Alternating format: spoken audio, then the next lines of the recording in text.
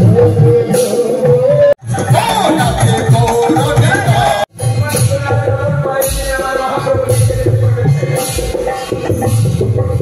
জানে না, জানে আপনি ছোটবেলা থেকে এখন এই বয়স পর্যন্ত কি করছে না করছে কেউ জানে, কিন্তু আপনার অন্তর সব জানে।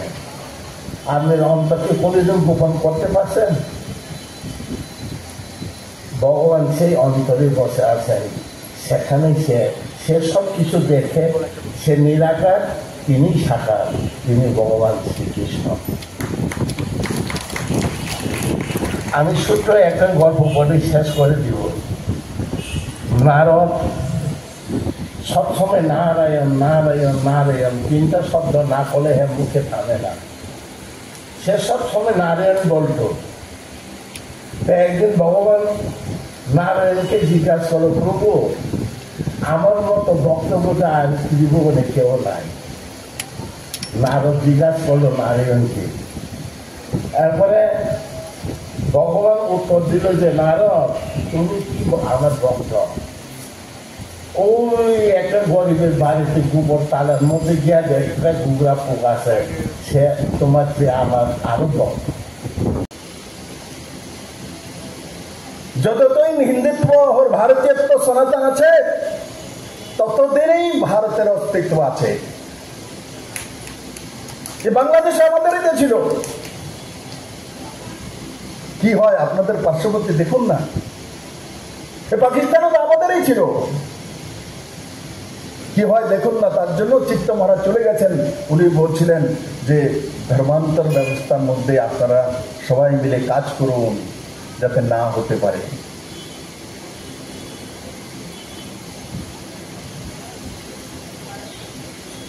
ভারত থাকলেই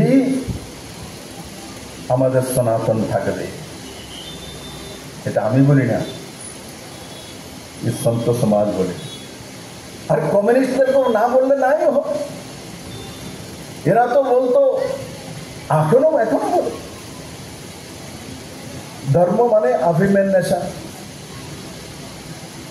মন্দিরে যাওয়ার দরকার নেই, প্রভুর প্রার্থনা করার দরকার নেই। তার পরিণাম তাদের এই ব্যবস্থা মানুষরূপী অসুর তৈরি হয়।